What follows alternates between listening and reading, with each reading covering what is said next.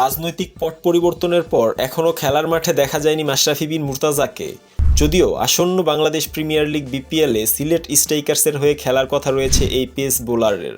Fit থাকলে সিলেটের হয়ে অবশ্যই মাশরাফি খেলবেন, এমনটা জানিয়েছেন সিলেটের চেয়ারম্যান মাহিন মাজহার। এক্ষেত্রে মাশরাফির মতামতের ওপরই শ্রদ্ধা থাকবে সিলেটের।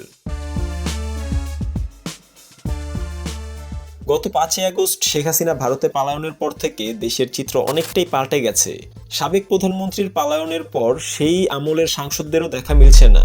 কেউ পালিয়ে আছেন, কেউ কারাগারে শাস্তি ভোগ করছেন। সাংসদদের মধ্যে সবার আগে অবশ্য দেখা যায় মাশরাফিকে। একটি ভিডিও সাক্ষাৎকারে আত্মপ্রকাশ করেন তিনি। যদিও খেলার মাঠে তাকে দেখা যাবে কিনা সেই ব্যাপারে সেদিন কিছুই জানাননি তিনি। এর মধ্যে বিপিএল ড্রাফটে তাকে দলে ফেরায় সিলেট। একই সময় তার নামে মামলাও করা হয়েছে। মাশরাফি আসন্ন বিপিএলে খেলবেন কিনা এই প্রশ্ন চাওয়ার হয় জাতীয় দল ও রাজনীতিতে তার সতীর্থ সাকিব আল হাসানের বর্তমান অবস্থান দেখে। ঘরের মাঠে ক্যারিয়ারের শেষ টেস্ট খেলার সুযোগও মিলেনি সাকিবের। সবকিছু মিলিয়ে মাশরাফি আসন্ন বিপিএলে খেলবেন কিনা সেটা নিয়ে ধোঁয়াশা রয়েছেই। এর জবাবে সিলেটের কর্ণধার বলেন, বোর্ড মাশরাফিকে ড্রাফটে রেখেছে। সে আমাদের সঙ্গে 2টি আসরে ছিল, সেই 2 আসরেই অসাধারণ ছিল। ওটার কথা যদি চিন্তা করি তাকে আমাদের নিতেই হতো। আমাদের সেটআপ টেনে নেয়ার একটা ব্যাপারও তো আছেই। ক্রিকেট লিডার হিসেবে ওর সেন্সর খুবই ভালো।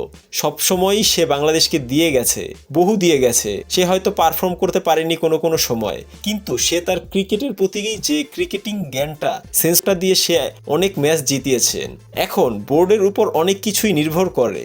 বোর্ড তাকে ড্রাফটে রেখেছে, এখন অন্য কোনো নির্দেশনা পায়নি, সে দলে আছে। অন দ্য টিম আমরা এই পর্যন্ত এতটুকুই দেখতে পাই। প্রশ্ন থাকছে মাশরাফির ফিটনেস নিয়েও, কেননা গত বিপিএলে মাত্র 5 ম্যাচ খেলে বাজে ফিটনেসের কারণে শেষ পর্যন্ত টুর্নামেন্ট থেকে সরে দাঁড়ায় মাশরাফি। এবার কোনো ধরনের অনুশীলন ছাড়া বিপিএলে কিভাবে খেলবেন তিনি সেটা নিয়েও রয়েছে প্রশ্ন। সিলেটের কর্ণধার অবশ্য পাল্টা প্রশ্ন ছুড়ে দেন, তবে মাশরাফির মতামতকেই প্রাধান্য দেওয়ার কথা বলেন তিনি। ওনার নিজস্বতা, নিজের মতামতকে আমরা রেসপেক্ট করব।